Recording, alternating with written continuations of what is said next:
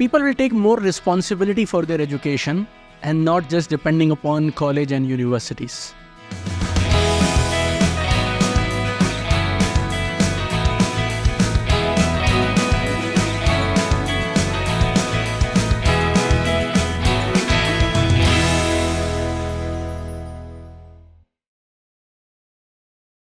Hello दोस्तों, मैं doctor Yogendra Singh Rathore और आपके सामने लाया हूँ इनर वेलनेस ट्राइब का अगला एपिसोड। आज हमारे बीच जो गेस्ट मौजूद हैं बहुत ही renowned motivational speaker, author of 4 books, TEDx speaker हैं, जोश टॉक्स स्पीकर हैं। लाखों लोग इन्हें फेसबुक, इंस्टाग्राम और यूट्यूब पे सुन रहे हैं और इनकी नॉलेज से ट्रांसफॉर्म हो रहे हैं। 150 से ज़्यादा कंट्रीज़ में इनके स्टूडेंट्स हैं। So please welcome Deepak Bajaj ji on our show. Thank you so much Deepak ji for accepting the invitation to come to the show. All my pleasure. Very happy, very delighted to be here. बहुत आनंद आ रहा है मुझे आपके साथ यहाँ मिलकर और इस शो में आकर। Thank you so much. So how it started? किस तरीके से ये जर्नी शुरू हुई दीपक जी की? कैसे ये शेप लिया कि आप लोगों को इंस्पायर करने के फील्ड में? आई थिंक जब आपने शुरू किया होगा तो ये इंडस्ट्री भी अपने आप में ऐसी कोई डेवलप्ड इंडस्ट्री नहीं थी. So how it started? Originally there was no plan like this. ऐसा कोई प्लान नहीं था कि मैं ये काम करूँगा या तो कई बार मुझे लगता है कि मेरे गुरुजी हमेशा बोलते हैं कि आपको जहाँ तक दिखाई दे और आपकी जितनी क्षमता हो आप उस क्षमता के साथ वहाँ तक चले जाइए और जब आप वहाँ पहुँच जाएंगे तो फिर उसके बाद आगे का रास्ता खुद ब खुद दिखाई देने लग जाएगा। लवली। तो छोटे से गांव में मेरी पढ़ाई हुई। हरियाणा में जाटूसाना बोल के गांव है। पिताजी सरकारी हॉस्पिटल में फार्मासिस्ट थे, मम्मी भी गवर्नमेंट जॉब में थे और गांव में जैसे सबका टाइम निकलता है वैसे ही हमारा भी टाइम निकल गया और हमारे अंदर ये फीड कर दिया गया कि जो अच्छा पढ़ाई करते हैं और जिनको अच्छी नौकरी मिलती है वो ज़िंदगी में अच्छे होते हैं, बस। राइट। वही कामयाबी की परिभाषा अगर मैं बोलूँ तो हमें सिखाई गई। और ऐसा बोलूँ तो कभी कभी हमें लगता था मम्मी पापा दोनों गवर्नमेंट जॉब, दादा नाना दोनों गवर्नमेंट जॉब, चाचा ताऊ मामा मौसी बुआ फूफा everybody was into government job और कहीं हमारा ब्लड टेस्ट करेंगे तो वो पॉजिटिव के साथ हरियाणा सरकार का भी कोई रंग है तो वो निकलेगा नहीं। लेकिन इतना अंदर चला गया था वो। तो फिर मैं पढ़ाई में अच्छा था और मैंने MBA किया, कैट का एग्ज़ाम क्लियर किया ग्रेजुएशन के बाद। फिर MBA किया मणिपाल से। मेरा कॉलेज हिंदुस्तान में 16वां सबसे अच्छा कॉलेज है और उस कॉलेज में भी मैं सिर्फ इसी वजह से गया था कि नौकरी अच्छे कॉलेज में चले जाओगे तो कैंपस प्लेसमेंट हो जाएगा, कैंपस प्लेसमेंट हो जाएगा तो ज़िंदगी सेट हो जाएगी। तो फिर मैं जॉब करने लगा TVS मोटर कंपनी में।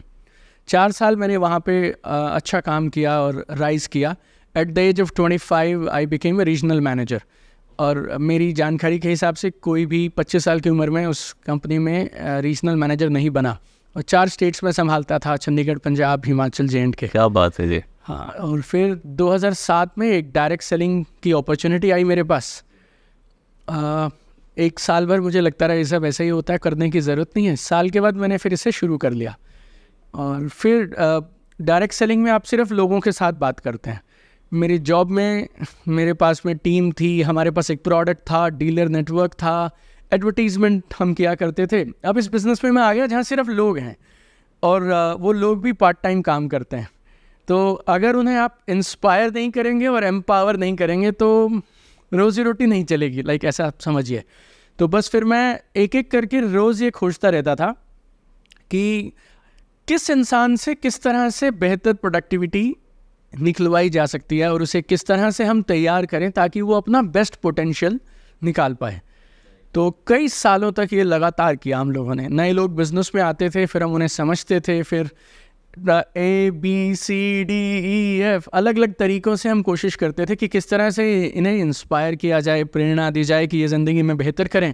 और उस खाली प्रेरणा से होता नहीं है, मतलब आप खाली लोगों को सिर्फ ये बोलते हैं हाँ हम करेंगे। तो फिर हम लोगों ने ट्रेनिंग्स करने शुरू किए, फिर बेसिक ट्रेनिंग, एडवांस ट्रेनिंग, दुनिया भर के ट्रेनिंग्स किए। तो फिर एक धीरे धीरे ना एक वो आप बोलिए बार बार कर करके और लाखों लोगों के साथ काम कर करके वो एक कैपेबिलिटी आप बोलिए धीरे धीरे डेवलप होने लगी। और किसी भी काम में आगे जाना है तो मुझे ऐसे लगता है एक चाहिए कैपेबिलिटी, दूसरी चाहिए शायद आपकी नीयत। और अगर ये दोनों मिल जाएं तो बात बन जाती है। तो लोग तरक्की कर रहे थे, लोग कामयाब हो रहे थे उनके साथ साथ हम भी तरक्की कर रहे थे। और जब जब उनको कामयाब होते देखते थे तो फिर अंदर से आप ऐसी इंटेंशन Inspiration होती आती थी थी कि यार बस। और किया जाए, यार और किया जाए। अगर 5,000 लोग इतना अच्छा कर रहे हैं तो क्यों ना हमारी बात को 10,000 लोगों तक पहुंचाया जाए, 1 लाख तक पहुंचाया जाए। फिर लाखों लोगों का नेटवर्क बना और धीरे धीरे ये ऐसे लगने लगा कि शायद कुछ लोग मुझे मिलते हैं, स्टूडेंट्स जो हमें इंस्टाग्राम पे पूछते हैं, हमारी कॉलिंग नहीं समझ आ रही, लाइफ का पर्पस समझ नहीं आ रहा। तो मैं उन सब से भी यही कहूँगा जो मुझे समझ आया कि ज़िंदगी में कुर्सी पे बैठ के या 4 किताबें समझ के पढ़ के कभी पर्पस समझ नहीं आता है, कुछ करना पड़ेगा। कुछ करना पड़ेगा। जब आप निकलते हो ना और काम करने लगते हो और 2-3-4 चीज़ें ट्राई करते हो तो लगता है फिर जिसमें सबसे ज़्यादा आनंद आए और जिसमें आपको भी आनंद आ रहा है, सामने वाले का काम भी बन रहा है, so then suddenly you feel it's matching और ये काम कर रहा है और it becomes your calling. So then after that slowly it started becoming, पिछले 5-7 सालों में इट इज बिकम लाइक कि मैं इसीलिए ही पैदा हुआ हूँ यार, यही काम करना है, अब आखिरी सांस तक लोगों से मिलना है, उन्हें इंस्पायर करना है, एम्पावर करना है, और दोनों तरफ से बात अच्छी बन रही है। लवली। सो एक चीज़ आपने कही कि कई बार जब हम एक मिडिल क्लास परिवार से आते हैं तो एक हमें वायरिंग हमारी जॉब को लेकर के करनी होती है, और राइट नाउ आप एक एंटरप्रेन्योर की तरह काम कर रहे हैं। तो ये जो क्या माइंडसेट आपने देखा कि अगर हम 3-4 ऐसे शिफ्ट अगर समझ सकें कि क्या माइंडसेट में आपने शिफ्ट देखा आपने, कि वो जो एक नौकरी वाला माइंडसेट कई बार रहता है या सिक्योरिटी ड्रिवन माइंडसेट से एक फ्रीडम ड्रिवन माइंडसेट, एक ग्रोथ ड्रिवन माइंडसेट में क्या डिफरेंसेस रहते हैं आपके अकॉर्डिंग? वही सर साहब, पहले मुझे ऐसा लगता था जॉब वाले लोग अलग होते हैं, एंटरप्रेन्योर वाले लोग अलग होते हैं, ये 2 अलग अलग ब्रीड हैं जैसे वैसा टाइप। लेकिन मुझे ऐसे लगा कि जॉब में भी कुछ लोग ऐसे होते हैं जिनका एंटरप्रेन्योरियल सा माइंडसेट होता है, और बहुत सारे लोग ऐसे हैं जो एंटरप्रेन्योरशिप के वेंचर्स शुरू करते हैं लेकिन वो काम नहीं कर पाते हैं, उनके काम चल नहीं पाते हैं क्योंकि उनके अंदर कहीं शायद उस जॉब वाले का मेंटालिटी होता है। जैसे मैं बहुत छोटा था तो मेरे पिताजी का देहांत हो गया, तो मेरी नानी ने हमें बड़ा किया। तो मेरी नानी हमेशा मुझे एक बात बोलती थी जो शायद मैं 25-30 सालों से या जब से मैंने होश संभाला तब से मैं फॉलो करता हूँ। वो बोलती थी कि बेटा जब तू नौकरी करने जाएगा तो ऐसे नौकरी करियो जैसे खुद का बिजनेस करता हो, इतनी ऑनरशिप और इतनी ईमानदारी और कमिटमेंट से। और जब कभी तेरे को मौका मिल जाए ज़िंदगी में, हमारे ख़ानदान में किसी ने किया नहीं है, लेकिन अगर कभी तुझे ऐसा मौका मिल जाए कि तू अपना बिजनेस करे तो फिर अपना बिजनेस ऐसे करियो जैसे किसी की नौकरी करता हो, ईमानदारी से, सवेरे से रात वैसी रिपोर्टिंग करके। तो शायद मुझे पता नहीं आपके सवाल का जवाब इससे मिलेगा कि नहीं, लेकिन ये जो पहली जो शिफ्ट है ना वो तो ये है कि ये मेरा काम है, आप इसे मान के करें, राइट। ये जो if you want to become an entrepreneur or if you want to become a successful person in job also, you need to become a no reminder person। मतलब मेरे जिम में काम है, हम करेंगे, इसमें रिमाइंडर क्या होता है। मतलब लोग हमें पैसे देते हैं मोटिवेशनल स्पीचेस के लिए, लेकिन सच बताऊं तो मुझे ऐसा लगता है कि जब आपको पता है आपको ये काम करना है तो फिर आपको मोटिवेशन की भी ज़रूरत नहीं होती। I mean why you will need a motivation. आपका काम, आपकी ज़िंदगी, आपके सपने, आपका परिवार और पूरा भविष्य आपके पास पड़ा है, भगवान ने टैलेंट दिया है, इसमें मोटिवेशन क्या करेगी आके और नहीं आके, मतलब क्यों ना अपना बेस्ट किया जाए। सो अगर आप मुझे पूछें, चाहे आप जॉब करो, चाहे आप बिजनेस करो या एंटरप्रेन्योर बनो, in terms of mindset 3-4 things are like I feel are absolutely important. हाँ, number 1 is becoming a no reminder person. मतलब सेल्फ अकाउंटेबिलिटी। सेल्फ अकाउंटेबिलिटी, बिल्कुल सही बोला आपने, सेल्फ अकाउंटेबिलिटी। कोई रिमाइंडर नहीं देगा आपको, मतलब आपने पकड़ लिया तो आप करेंगे। नंबर 2, ये भी मैंने मेरी नानी से सीखा, is called power of extra. वो पावर ऑफ एक्स्ट्रा नहीं बोलती थी ये हमें धीरे धीरे समझ आया। तो वो बोलती थी कि बेटा जिस काम के तुम्हें पैसे दिए जाएं और जो काम करने के पैसे दिए जाएं वो कर दो, और उसके बाद थोड़ा और एक्स्ट्रा कर दो। तो जितना तुमसे उम्मीद की जाती है उतना करो, और उसके बाद करो थोड़ा सा एक्स्ट्रा। और ये जो एक्स्ट्रा वाली ब्रीड है ना जोगिंदर जी, ये रेयर है यार। और आप चाहे कोई भी काम करते हो लाइफ में, मैंने बिहार में नौकरी करी है, झारखंड में जॉब की है, यूपी में मैंने काम किया, आप 10 दिन काम करो और ये पावर ऑफ एक्स्ट्रा और 100% मेरी जिम्मेवारी, ये 2 चीज़ें पकड़ लो। आप अपनी कंपनी के, अपने पड़ोस के सबसे फेवरेट इंसान बन जाओगे और अपॉर्चुनिटीज़ यूँ आएंगी आपकी गोद में चल कर आएंगी। तो 3-4 भी नहीं बोलने की ज़रूरत, फिर अगर मुझसे आप पूछें तो ये दो दो चीज़ों अगर पे हम अगर- पकड़ लें। और तीसरी है, देखो जो आपको यहाँ तक लाया वो आपको वहाँ तक नहीं ले जाएगा, ये मानना पड़ेगा। जैसे कामयाबी का हर अगला लेवल अगर आपको अचीव करना है ना, तो फिर उसके लिए माइंडसेट, आपका स्किल सेट, और कहीं ना कहीं टेक्नोलॉजी का ज़माना है तो टूल सेट। तो ये 3 चीज़ें आपको अपग्रेड करती रहनी है।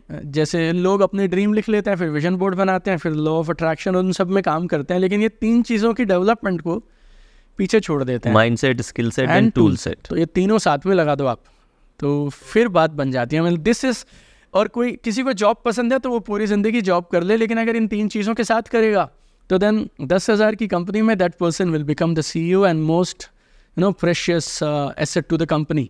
तो पैसे वहाँ भी बहुत मिल जाएंगे और ग्रोथ वहाँ भी बहुत अच्छी हो जाएगी। और चाहे आप इन तीनों चीज़ों को एंटरप्रेन्योरशिप में यूज़ कर लें।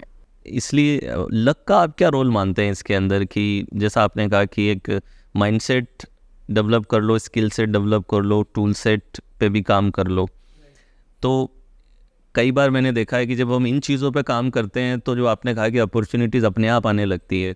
सो do you believe that we can create our luck by working on them, और लक एक कम्प्लीटली इंडिपेंडेंट चीज़ है?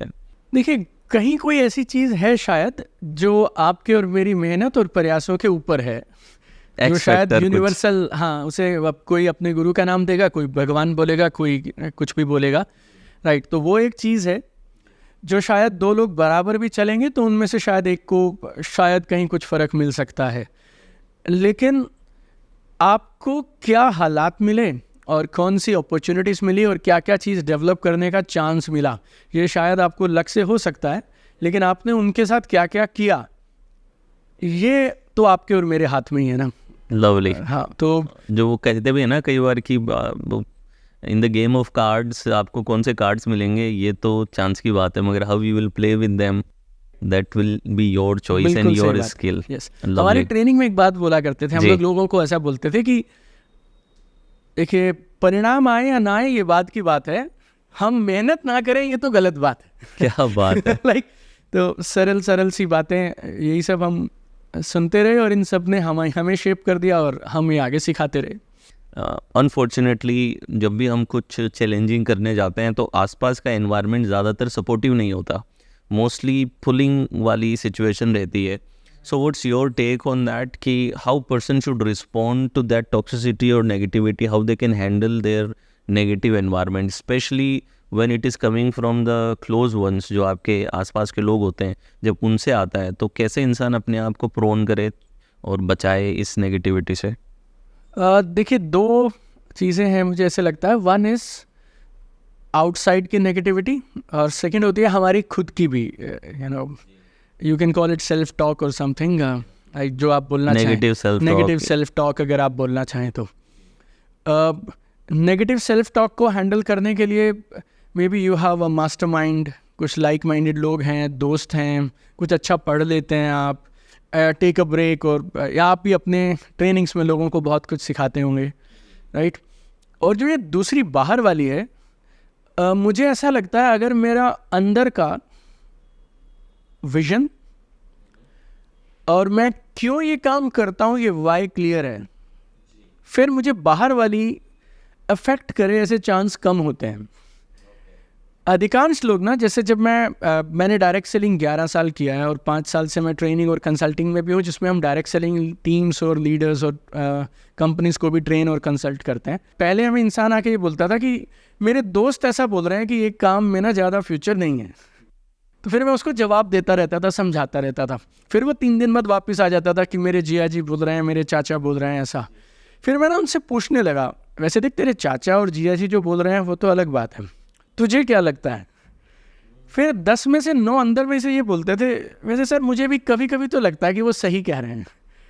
तो जिस बात को ना सामने वाला ये आके हमें बोलता है कि मेरे को मेरी वाइफ सपोर्ट नहीं करती, या मेरी मम्मी सपोर्ट नहीं कर रही, या चारों तरफ के लोग हमें खींच रहे हैं, हार्ट इन हार्ट मुझे ऐसा लगता है कि कहीं ना कहीं उसको भी खुद पे, अपनी काबिलियत पे, अपने विजन पे, और मैं इसे क्यों कर रहा हूँ इस पर खुद भी डाउट होता है। देखिए, बीमारी या वायरस हवा में है मान लीजिए, चाहे वो कोविड था या कोई भी फ्लू होता है बरसात के सीज़न में, खांसी जुकाम फ्लू होता है, लेकिन ये सबसे ज़्यादा पकड़ेगा तो योगेंद्र जी उसी को ना जिसकी इम्यूनिटी कमज़ोर रहेगी। So true, right. एक ही घर में 4 लोग, 2 को पकड़ लेता है, 2 को नहीं पकड़ता है, तो जो 2 अंदर से मजबूत हैं उनको नहीं पकड़ेगा। वो साइकोलॉजिकल इम्यूनिटी रखनी पड़ेगी, मेंटल इमोशनल इम्यूनिटी रखनी पड़ेगी। अब मैं जॉब वाला आदमी हूँ, मेरी wife she was a scientist with government of India, उसके नाम के आगे डॉक्टर लगता है। मैं रीजनल मैनेजर हूँ, 4 स्टेट देखता हूँ। छोटा भाई गुड़गांव में एक यूएस बेस्ड सॉफ्टवेयर कंपनी में कंसल्टेंट है। मम्मी टीचर हैं। चारों लोगों का काम मस्त चल रहा है। किसी ने हमें समझा दिया कि आइए आप नेटवर्क मार्केटिंग कर लीजिए, राइट। जब तक हमें नहीं समझ आई तब तक हमें नहीं समझ आई, लेकिन जब हमें ये बात समझ आ गई कि ये काम सही है और मुझे कर लेना चाहिए, उसके बाद मुझे आसपास की नेगेटिव पॉजिटिव से उतना फ़र्क नहीं पड़ता था। लेकिन फिर भी ऐसा था कि मैंने अपने माइंडसेट को बदल के एक बदलाव की कोशिश की है, लेकिन जो किताबें मैंने पढ़ी हैं और जो ट्रेनिंग्स मैंने अटेंड करी हैं, मेरी मम्मी ने वो नहीं करी हैं। तो मैं क्यों हर किसी को ये अनाउंस करता फिरूं अपने आसपास वालों को कि मैं अब क्रांति कर दूंगा। जब कर देगा भाई तो सबको चल जाएगा पता ना, हो गई क्रांति, तो अखबार में आ जाएगा, इंस्टाग्राम पे आ जाएगा। मतलब क्यों हर किसी को कन्विंस कराना। मतलब सही बात है। जब लोग लव अफेयर सीक्रेट लव रख सकते हैं तो अपनी एंटरप्रेन्योरशिप या ड्रीम्स की जर्नी को सीक्रेटली कर लो चुपचाप। ऐसी कौन सी आफत है यार। मतलब दिन में 8 घंटे काम करते हो, 8 घंटे सोते हो, 8 घंटे और भगवान ने दिए हैं। अगर तुम में दम है तो अपनी साइड हसल के लिए चुपचाप ईमानदारी से काम करो, जब बड़ा हो जाए तो बता दो। अभी दुकान खुली नहीं और तुम पिताजी मम्मी चाचा और सबके सामने ना यूं मतलब अनुमान बन के फिर वो डिक्लेयर कर देते हैं, फिर वो बोलते हैं कि सब नेगेटिव है। मतलब बोला किसने तेरे को वहाँ जाकर छेड़ने के लिए किसी को, तो अपना काम कर। So how have you observed कि बिलीफ का कितना बड़ा रोल रहता है लोगों की सफलता के अंदर, किसी भी एरिया के अंदर, कि भले ही टैलेंट कम हो, बिलीफ ज़्यादा हो, तो does it work, how it works? Belief has a very powerful role to play. I mean it's जैसे आप समझिए action is hardware and belief is software. तो एक लैपटॉप है तो आपका बाहर में हार्डवेयर जो आपको दिखाई दे रहा है वो आपके एक्शंस हैं, और जो आपका बिलीफ है वो आपके अंदर वाले सॉफ्टवेयर्स हैं, और दोनों का बराबर रोल है, राइट। लेकिन ऐसे मैं बहुत लोगों को जानता हूँ जिन्हें लगता है कि they deserve the best, their talent is super and all, लेकिन सारा दिन बैठ के वो नेटफ्लिक्स पे और रील पे रील इंस्टाग्राम पे देखते रहते हैं और अपने हिस्से का काम ही नहीं करते हैं, तो उनका भी कुछ नहीं होगा। और जब आप काम करने निकले और आपको हमेशा डाउट ही रहे कि यार ये बनेगा क्या नहीं बनेगा, सामने से सेल क्लोज होगी या नहीं होगी, ये मीटिंग सक्सेसफुल होगी या नहीं होगी, तो फिर भी नहीं बनेगा। तो ये दोनों का बराबर role, belief and action, hardware software, दोनों का बिल्कुल बराबर रोल चलेगा। टेक ऑन दिस, या लवली। सो आपने देखा होगा कि कई लोगों का जो बिलीफ है ना वो बहुत एक्सटर्नल चीज़ों पे बेस्ड रहता है। जैसे कि सपोज सेल का कॉन्टेक्स्ट हम लें तो एक बंदा सेल करने गया, रिजल्ट आ गया, तो अभी 3-4 दिन उसका बिलीफ सिस्टम, सेल्फ एस्टीम बिल्कुल ऊपर है। फिर 3-4 दिन अगर रिजेक्शन मिल गया तो फिर वो शायद प्रोडक्ट पे, खुद पे, सब पे डाउट करने लगेगा। बिल्कुल सही बात। So what is the right way, what should be your source of belief in those cases? Should we attach our belief to the results, or we should attach to the dreams and our inner vision? How the person should navigate this belief? Whatever you are saying, जो आपने भी बोला ना, ये मैंने बहुत साल ज़िंदगी में खुद ये किया है। I mean, मेरे साथ ये हुआ है। एक महीने हमें 30 करोड़ का टारगेट था, हमारा 35 करोड़ हो गया, तो ऐसे लग रहा हम है, मतलब बादशाह है। अगले 3 महीने, हाँ बिल्कुल यस, और अगले 2-3 महीने नंबर्स नहीं हुए तो फिर डाउट होने लगता है खुद पे, प्रोडक्ट पे, हमसे हो पाएगा या नहीं हो पाएगा। फिर ना जो हम सही काम भी कर रहे होते हैं वो भी गलत से लगने लगते हैं, और हम हर चीज़ पे फिर सवाल करने से लगते हैं, यार मैं ये तो नहीं गलत कर रहा, वो तो नहीं गलत कर रहा, मेरा एटीट्यूड में तो कोई प्रॉब्लम नहीं, इसमें तो नहीं, कम्युनिकेशन में तो नहीं। But then we realize something that the problem जो मैंने सॉल्व की, और मेरे साथ मैंने कई लाखों जो हमारे ट्रेनिंग के पार्टिसिपेंट्स हैं उनके साथ हमने सॉल्व की। So we call it a system called PDA, primary daily action, right. तो ये मैंने पहले खुद अपने साथ किया और बाद में मैंने फिर कुछ और लोगों के साथ किया, और जब रिजल्ट्स आए तो फिर हमने लाखों लोगों के साथ खूब इसको शेयर किया, इस पर ई-बुक्स बनाए और बहुत कुछ किया हमने। जैसे मेरा जो ये बिलीफ है ये रिजल्ट पे बेस्ड है, राइट। क्यों ना इस बिलीफ की परिभाषा को और इसकी मेजरमेंट को किसी ऐसी चीज़ पे मैं शिफ्ट कर दूं जो मेरे कंट्रोल में हो। रिजल्ट मेरे कंट्रोल में नहीं है, तो अगर मेरा बिलीव ये है कि मैं अपने आप को अच्छा सेल्समैन तब मानूंगा जब मैं दिन की 2 सेल क्लोज कर लूँ, ठीक है। तो सेल आएगी तो मेरा बिलीफ अप है, सेल्स नहीं आई तो मेरा बिलीफ डाउन है। तो 10 में से 2 बार मेरा अप होगा और 80% डाउन होगा। अगर मैं ये मान लूँ, अब मैं जिस तरीके से मैंने काम किया और मेरे को नेटवर्क मार्केटिंग में और अब लाइफ में कामयाबी मिलनी शुरू हुई, मैंने ये सोचना शुरू किया कि 10 में से 2 अगर सेल्स हो जाए तो मैं उस सेल्समैन को इस पर्टिकुलर प्रोडक्ट, इस मॉडल में अच्छा सेल्स पर्सन मानूंगा। 10 में से 2 सेल्स। और मेरे को फिर धीरे धीरे ये भी लगने लगा कि 10 मीटिंग करी जाए ना, तो कितनी भी ख़राब मीटिंग हो, 2 सेल तो हम क्लोज कर ही आएंगे, ठीक। जनरली मैं एक दिन में 3 से 4 अच्छी मीटिंग्स कर सकता हूँ।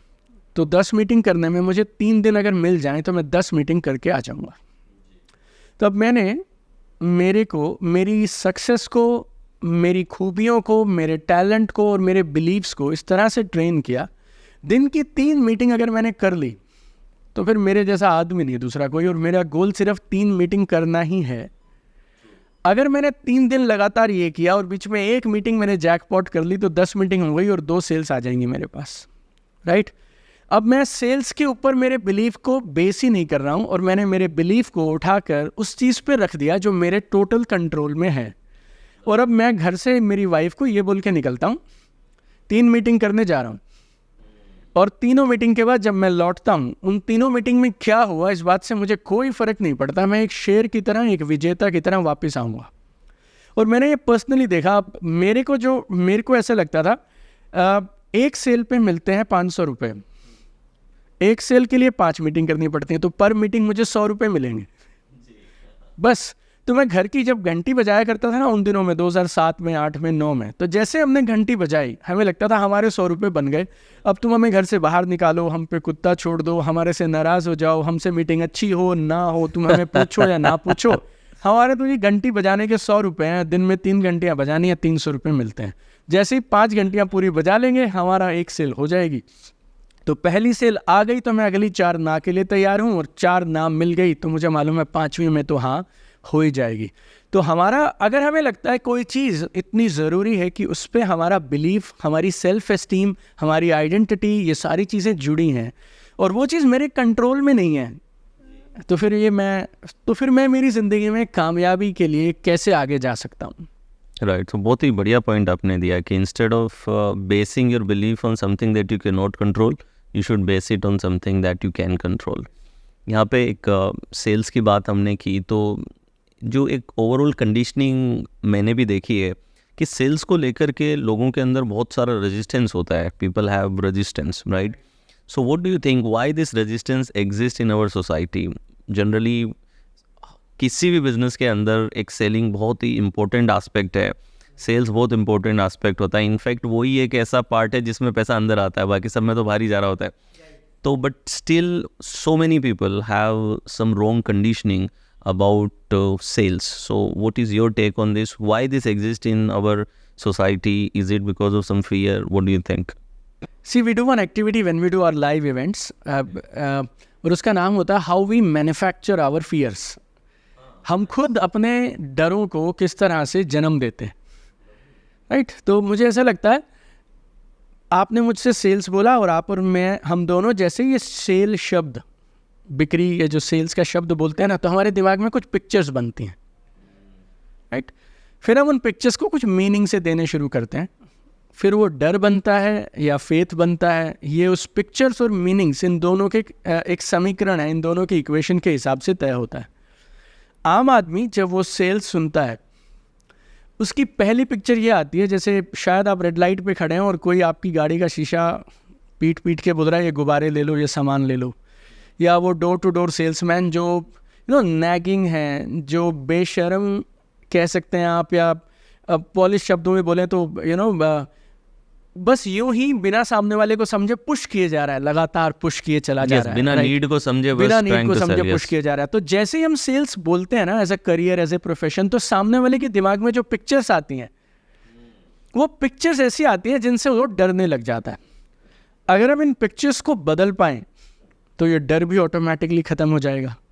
तो ये सिर्फ रॉन्ग ओपिनियन और सुनी सुनाई बात। और मैं जब टोनी रॉबिन्स के इवेंट में ट्रेनिंग्स के लिए गया हूँ अमेरिका, तो वो हमेशा क्या बोलता है कि you go in your mind you are dead. तो जैसे ही आप अपने दिमाग में जाते हैं और सोचने से इधर उधर शुरू करते हैं ना, तो कई बार आपका दिमाग ही आपको गलत दिशाओं में ले जाता है। तो वो बोलते हैं इसका सोल्यूशन क्या है, क्वेश्चन एवरी थॉट। तो जब कोई विचार आपके मन में आए तो जरा उससे सवाल करिए, तो क्या सच में जो मैं सोच रहा हूँ वो सही है, राइट। क्या सेल्स मतलब सिर्फ यही होता है, राइट। हर इंसान सेल कर, महात्मा गांधी जी ने सेल किया और पूरी दुनिया के स्वतंत्रता सेनानियों को, मतलब देश के इतने सारे लोगों को अचानक से स्वतंत्रता सेनानी बना दिया। वो सेल्स नहीं तो और क्या थी कि कोई आदमी गोली खाने को तैयार है, डंडे खाने को तैयार है, बिना किसी बात के। अदरवाइज वो 6 महीने साल पहले तक अपना काम ठीक ठाक से कर रहा था और जो अत्याचार हो रहे थे उन्हें भी सहे जा रहा था। बट किसी ने उन्हें एक वो आइडिया बेचा, idea of freedom. Idea of freedom.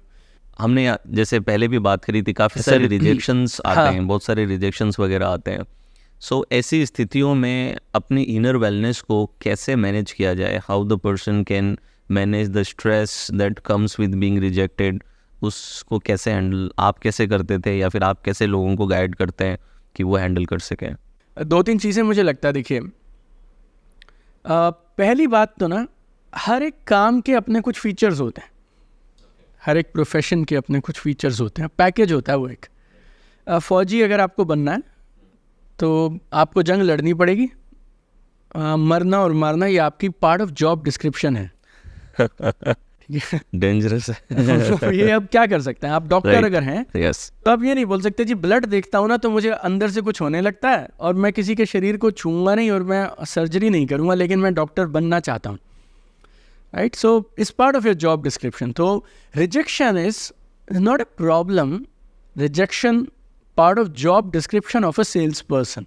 Beautiful. Right, so please understand this happens in sales यार। तो you know sometimes हम unrealistic expectations के साथ में काम करते हैं, तो उस चक्कर में हम अधिकांश स्ट्रेस को अपने लिए ज़बरदस्ती पैदा कर लेते हैं। जैसे मैं आपको छोटा सा उदाहरण देता हूँ। ये बिजली का स्विच है यहाँ, जहाँ जिससे लाइट जल रही है, सब हो रहा है। अब आप उसकी अगर वहाँ जाकर उस स्विच में जो तार है, नंगी तार को अगर आप छुएंगे तो आपको करंट लगेगा, जी लगेगा। ये कोई प्रॉब्लम नहीं है, ये बिजली का फीचर है। और अगर आपने किसी से ही कहा कि जी मैंने उस नंगी तार को स्विच ऑन करके छू लिया और अब मुझे करंट लग गया, तो वो बिजली को या किसी चीज़ को दोष नहीं देगा, वो आपको दोष देगा कि यार जब तेरे को पता है कि बिजली का ये फीचर है कि ये आपको झटका देगी, करंट लगेगा, तो छूने क्यों गया था। तो लोग मना करते हैं, ये हमारे जॉब डिस्क्रिप्शन का हिस्सा है।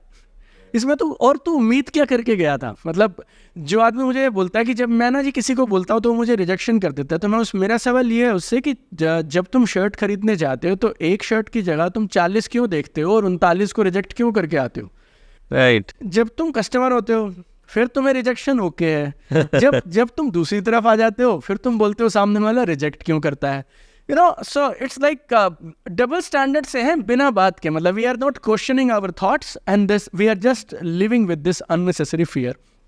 So no, this my main point is, I mean this part of sales यार। I mean लोग मना करते हैं, आप और मैं भी मना करते हैं, right? So इस part of job description is please understand this। मतलब आग का फीचर है जलाना, you find better ways to handle it। So true। लोगों का फीचर है, लोग मना करेंगे, 10 में से 3 ने हाँ कर दिया तो 7 मना करेंगे, ये हमारी जॉब का फीचर है और लोगों का फीचर है, ये स्वभाव है। चलते चले जाओ, तुम अपना काउंटिंग बढ़ाते जाओ, नंबर्स पे काम करो, अल्टीमेटली काम बन जाएगा। तो ये मतलब मेरी कॉन्सेप्चुअल क्लैरिटी जिस दिन से हुई उस दिन से मुझे हाँ ना ने अफेक्ट करना बंद कर दिया।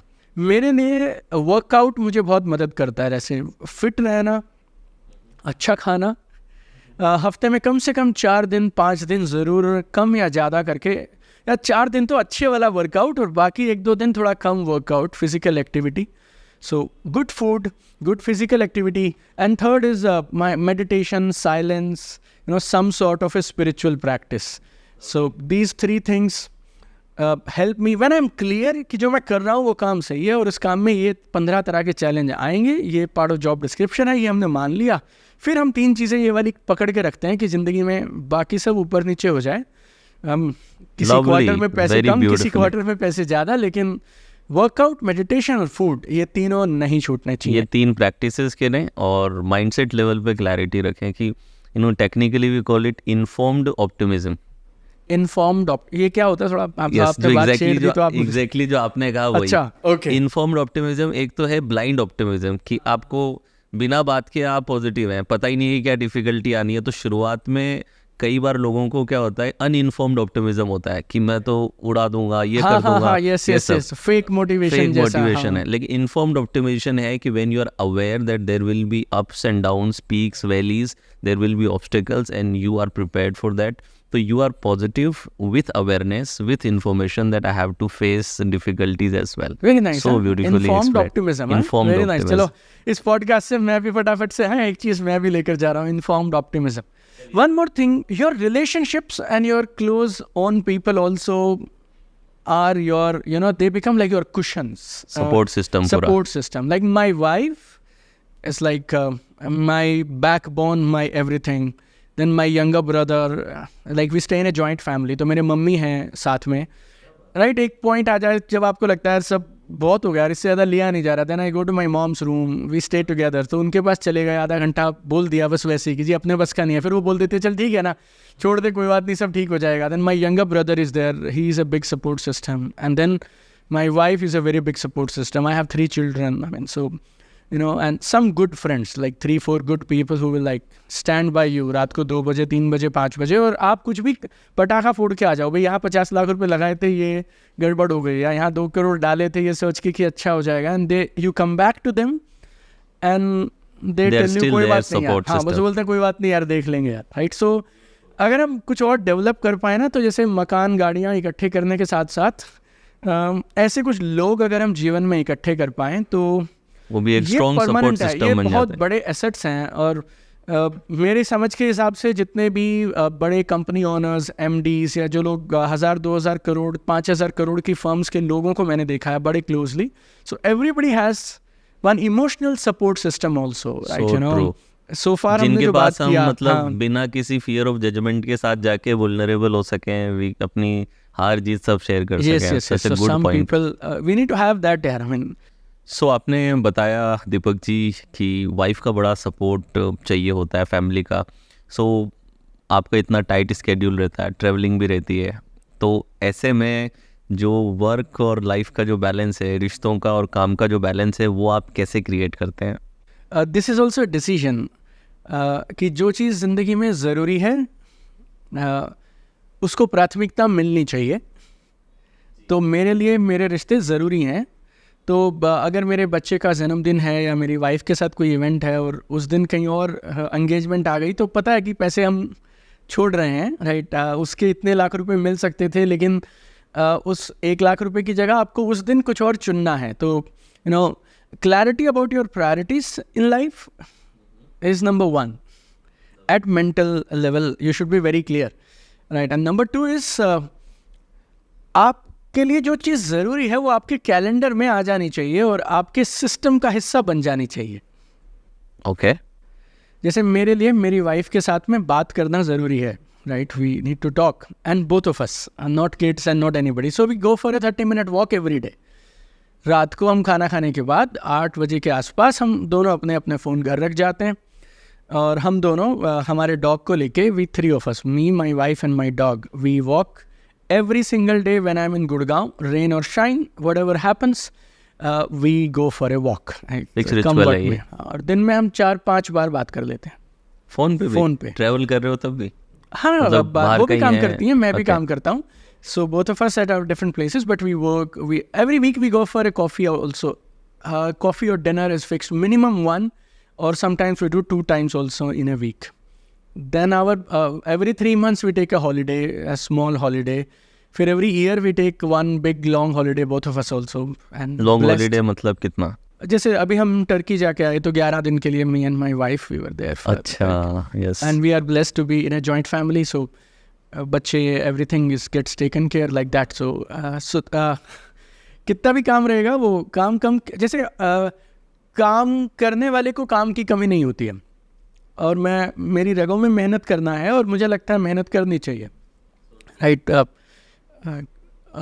अगर वैसे देखें कि लोग अगर बोलते हैं कि मैंने पैसे के लिए काम किया, या वैसा अगर उस एंगल से मैं बोलूँ, तो 10-15 साल पहले से हमारा हिसाब किताब अच्छा है। I mean financially we are touchwood we are well off that way. हम दोनों अपनी अपनी जगह पे अच्छे थे, राइट। तो ऐसा नहीं कि काम सिर्फ पैसे के लिए करना है। काम की अपनी सिग्निफिकेंस है। काम हमें हमारे अपने अंदर के भीतर क्या क्या टैलेंट है वो पहचानने में मदद करता है। हमारे टैलेंट से हम दूसरों को इंस्पायर करते हैं, लेकिन बैलेंस बनाना और वो लकीर खींचना ये हमारे हाथ में है। So even at this level, जब आप एक सक्सेस के एक बहुत पिनेकल पे हैं, यहाँ पे अगर आप जब सेटबैक्स आते हैं या कोई चैलेंजेस आते हैं, so what is your inner conversation? How do you handle those setbacks? How do you handle adversities? Any framework you have for that? See, my over a period of last few years, my attitude has become like, जैसी कोई team आके बोलती है कि हमने सोचा था अभी इस इवेंट में 500 टिकट बिक जाएंगे, अभी 125-150 ही दिखाई दे रही हैं, अब क्या करना है?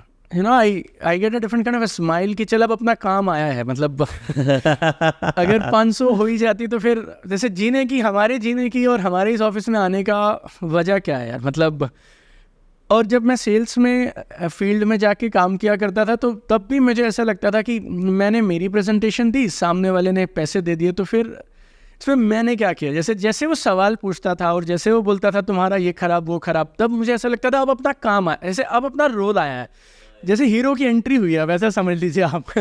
तो जब तक विलेन नहीं होगा तो हीरो की एंट्री कैसे होगी? तो जैसे ही कोई प्रॉब्लम आती है तो चाहे वो ऑफिस हो चाहे घर हो, मतलब पहला रिस्पॉन्स ये होता है चलो आओ देखते हैं यार क्या आया। मतलब अब हमारा जैसे अब ग्रोथ का मौका आया है, काम करने का मौका आया है, कुछ सीखने का मौका आया है, तो then we go handle and अंदर जाते हैं, सवाल पूछते हैं। मुझे ऐसा लगता था कि जिज्ञासा जो है ना, क्यूरियोसिटी, और बच्चे बन के सवाल पूछना कि ये यहाँ क्या हो सकता था, यहाँ ऐसे क्यों हुआ, यहाँ कैसे हुआ, यहाँ कैसे हुआ। तो ये जैसे आप सवाल पूछते चले जाइए, जवाब मिलते चले जाएंगे और फिर हम दोबारा कर लेंगे और शुरू से शुरू कर लेंगे। क्या बात है। तो मतलब मैं एक चीज़ कई बार अपने सेमिनार्स में भी कहता हूँ कि हमारा जो सबकॉन्शियस माइंड है वो एक गूगल सर्च इंजन की तरह है। एग्जैक्टली। तो जैसे हम सर्च इंजन में कोई सवाल डालते हैं तो गूगल का एल्गोरिदम इतने सारे डेटा में से कुछ रेलिवेंट डेटा फ्रंट पेज पे भेजता है, कॉन्शियस सरफेस पे भेजता है, बिल्कुल डिपेंडिंग ऑन द क्वेश्चन जो हमने हाँ। डाला है। तो इसीलिए हमारे ब्रेन में भी हम क्या सवाल पूछ रहे हैं, इतना सालों का अनुभव पड़ा है, 365 दिन, 50 साल का, इतने सालों का एक्सपीरियंस, हर एक दिन की बातें, किताबें, जीवन के अनुभव, इतना बड़ा डेटाबेस है जिसकी कोई लिमिट नहीं है। जो सवाल डालते हैं हम वो एल्गोरिदम को ट्रिगर करते हैं, देन सरफेस पे उससे रिलेटेड चीज़ें ऊपर आती हैं। तो कितना ब्यूटीफुली आपने बार बार इस पे जोर दिया है कि क्वेश्चन करना कितना इम्पोर्टेंट है। और कई लोग पैनिक कर जाते हैं ये सोच के कि अब क्या होगा, मैं तो गया काम से, राइट। इसके बजाय कि okay now my role has come in, मतलब कि क्यूरियोसिटी का फैक्टर है, राइट सवाल का फैक्टर है कि मतलब एक गलत सवाल आपको एक अंधेरे कमरे में ले जा सकता है जहाँ पे सफोकेशन है, डार्कनेस, और एक सही सवाल कहीं ना कहीं आपको रोशनी में ले जा सकता है। सो ब्यूटीफुली एक्सप्लेन दीपक जी। एक और चीज़ मैं यहाँ पे पूछूंगा कि क्या आप ये मानते हैं कि लाइफ एज अ पर्पस, कि जीवन का कोई पर्पस है या फिर सिर्फ हम ही हैं जो हम अपना अपना पर्पस ले लेते हैं? Since I believe in a creator, हाँ, और मुझे ऐसा लगता है कोई एक शक्ति है जो सब कुछ चला रही है। जैसे मैं कहाँ पैदा होऊंगा, कौन मेरे मम्मी पापा होंगे, ये मैंने तो नहीं डिसाइड किया था। तो मैं किसी की पजल में और किसी की इक्वेशन में फिट बैठता हूँगा, और उस लाइफ, अगर आप उसे बोलते हैं कि लाइफ का कोई पर्पस होता है, तो ये जो ओवरऑल कायनात है इसमें मेरा जो रोल है, मुझे किस शहर में कब होना था, क्या क्या काम करने थे, कहीं ना कहीं उस कायनात ने मेरे माध्यम से कोई ना कोई अपना ऑब्जेक्टिव पूरा करवाना होगा, ऐसा मुझे लगता है। ये ज़रूर है, राइट। भगत सिंह का अपना एक इस कुदरत में, इस दुनिया में आने का, 23 साल की उम्र में चले जाने का एक कोई तो वजह होगी कि 23 साल में लोग होश नहीं संभालते हैं। यू नो, मम्मी बच्चा बच्चा करती रहती है, वो मम्मी मम्मी करता रहता है, और 23 साल में वो लड़का वो काम कर गया जो लोग 90 साल की उम्र में नहीं कर पाते हैं, राइट। सो वो एक चीज़ ऊपर से कोई एक शक्ति है जो इन सारी चीज़ों को हार्मनी में रखती है और इन सब चीज़ों को जोड़े रखती है एक दूसरे से। तो उसका कोई पर्पस होगा, ऐसा मेरा गेस है, राइट। और हमारा पर्पस, अब जब हम काम करने लगते हैं और बढ़ने लगते हैं तो मुझे लगता है हमारा पर्पस हमें और क्लियर होने लगता है धीरे धीरे कि किस चीज़ को हम और बेहतर तरीके से कर पा रहे हैं और किस चीज़ के परिणाम और अच्छे आ रहे हैं और कहाँ पे हम इस इक्वेशन को मिला सकते हैं, राइट। सो पहले मैं जब जॉब करता था तो एक ही पर्पस होता था, ज़्यादा से ज़्यादा गाड़ियाँ बेची जाएँ। फिर नेटवर्क मार्केटिंग में आ गए तो एक ही पर्पस होता था कि ज़्यादा से ज़्यादा सेल्स की जाए।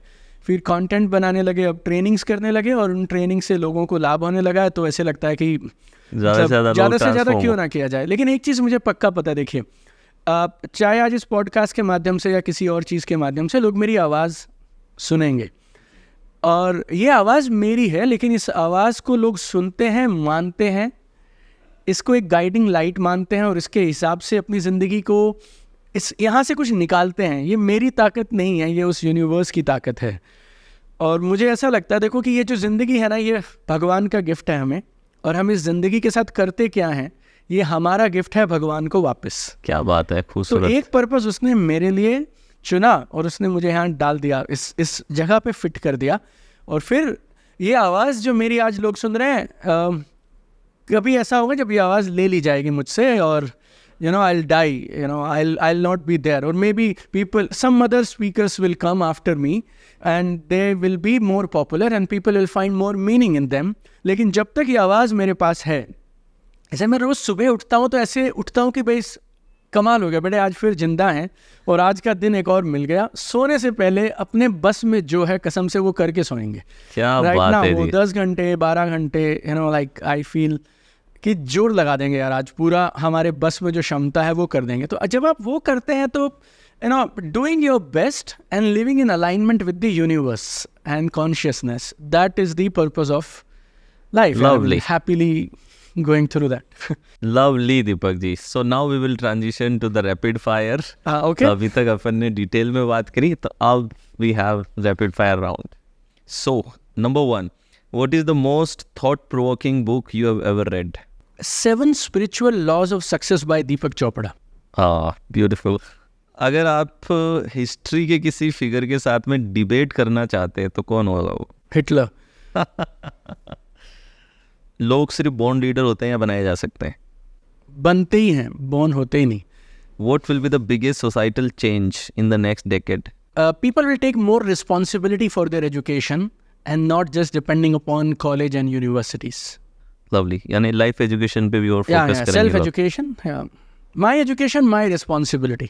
That shift, Lovely. I think will come. Is there a limit to what humans can achieve from your perspective? अरे नहीं, no limit.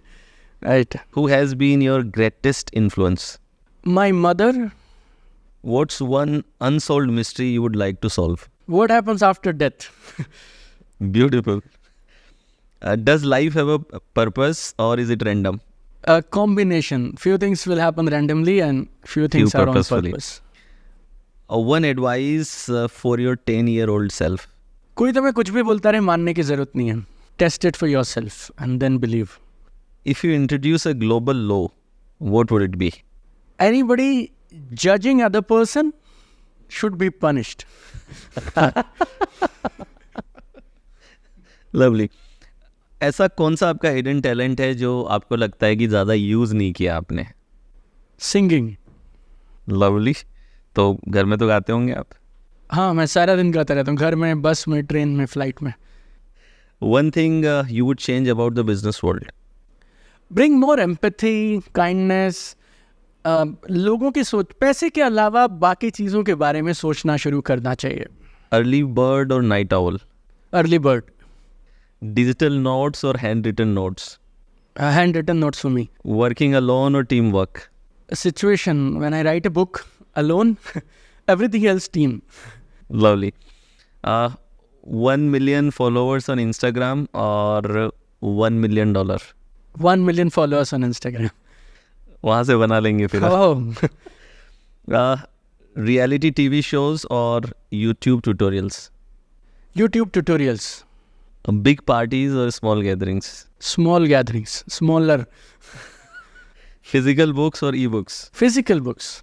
Traditional office or remote work? Traditional office. Lovely. So it was amazing, Deepak ji. और last अगर कोई 3 advice हमारी audience को आप देना चाहें जिससे कि वो सफलता पा सकें, कंसिस्टेंट रह सकें, any 3 major advice that you would like to give our audience? Number one would be believe in yourself. Right? Whatever happens, जितना जल्दी तुम दूसरों को माफ़ कर देते हो उतना जल्दी खुद को भी माफ़ कर दो. जितना जल्दी दूसरों की गलतियाँ इग्नोर कर देते हो उतना खुद की भी करो. तो believe in your self, right, is number one. Number two, जो भी काम मिले उसमें एक्स्ट्रा ज़रूर करो. राइट, जो तुमसे उम्मीद की जाए उतना करो और उसके बाद करो थोड़ा सा extra. Right, and third is money is part of life, not the whole life. Life is much bigger than just money. So live a holistic life. And कामयाबी की अपनी परिभाषा बनाओ और उस परिभाषा के अनुसार अपनी ज़िंदगी को धीरे धीरे करके डिज़ाइन करना शुरू करो. And live rest of your life based on that definition of success which matters to you, not to anybody else or not as per money or anything. Lovely, Deepak ji. Thank you so much for coming. It was really insightful, enlightening. My pleasure. Too many deep insights explained in such simple words. So thank you so much for coming once again. My pleasure. Wish you all the very best and major success for your Dr. YSR podcast. Thank you. Yeah. Thank you ji.